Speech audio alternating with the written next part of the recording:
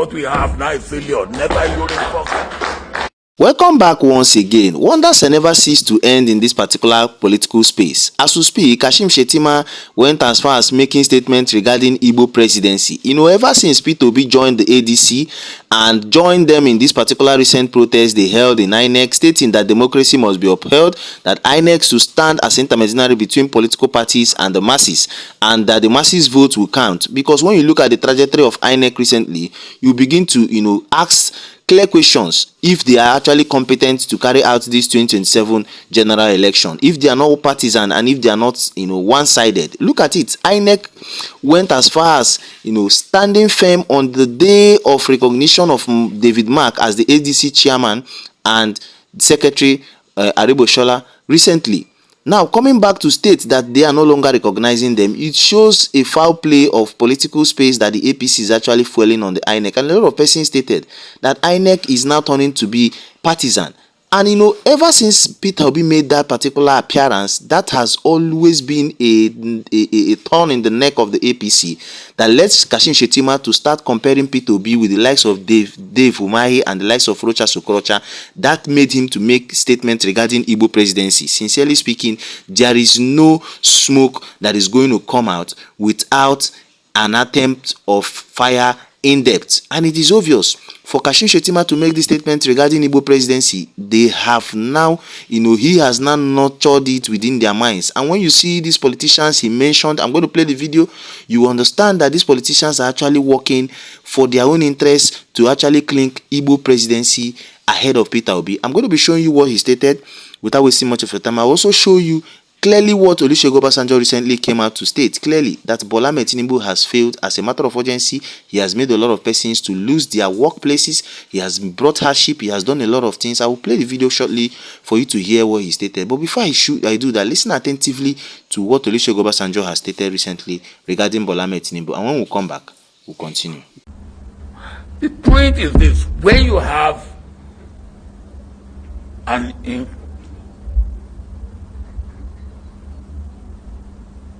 ineffective and incompetent government, we are all victims. And don't let anybody deceive you. Those of you who are in business, your business will have been better today if we have a competent and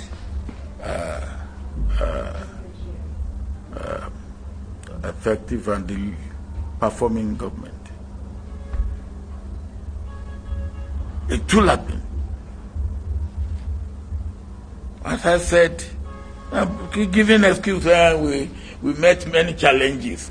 Now, if there are no challenges, then you wouldn't need to come. Huh? If there are no challenges, you don't need to come. And you come in because you know that there are challenges, and then giving us excuse that you have many challenges, that's why you haven't achieved result, and then you still want to go. The first lesson I learned in my military training is never reinforce failure. What we have now is failure. Never you reinforce it. Welcome back once again. I believe you've listened attentively to Obasanjo, the former president of this particular country. In his exact word, he stated it clearly: never you endorse failure.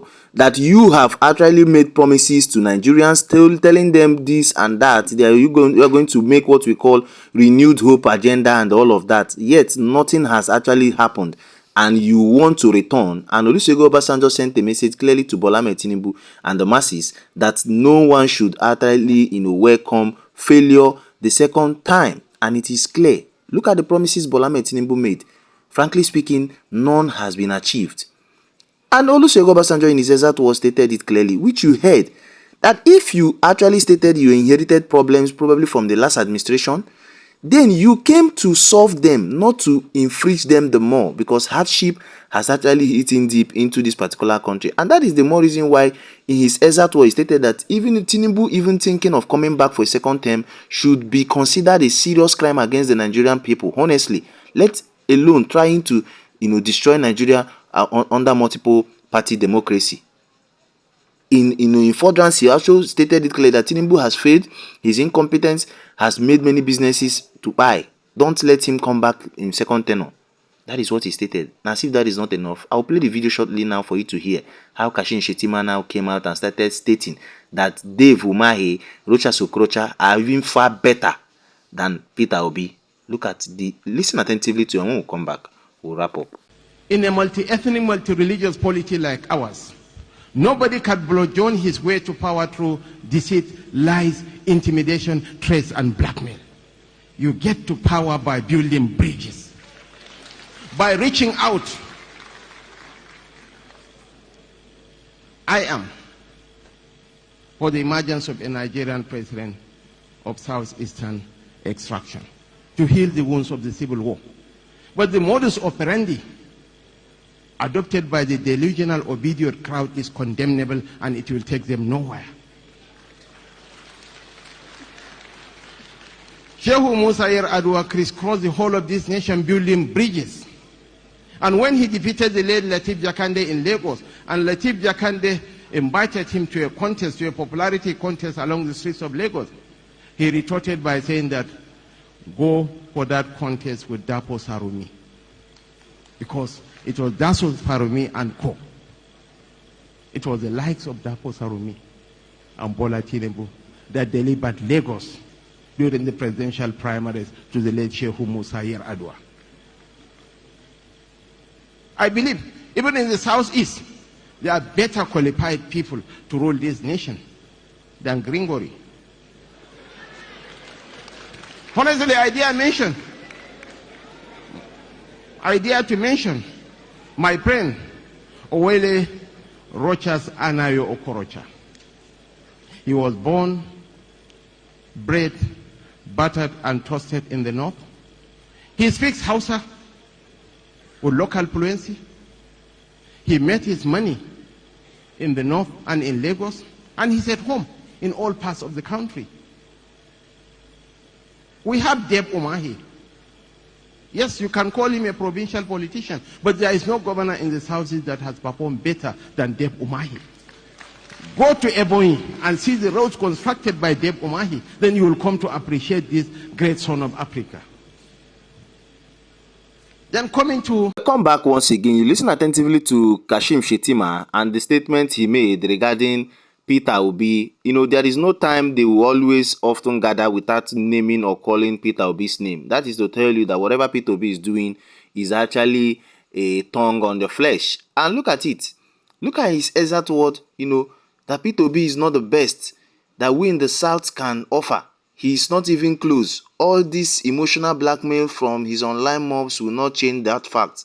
He went as far as referring obedience as idiots that have built the whole movement and bigotry. Look at the type of statement that is actually coming from someone who is termed to be the vice president of this particular country. As if that is not enough.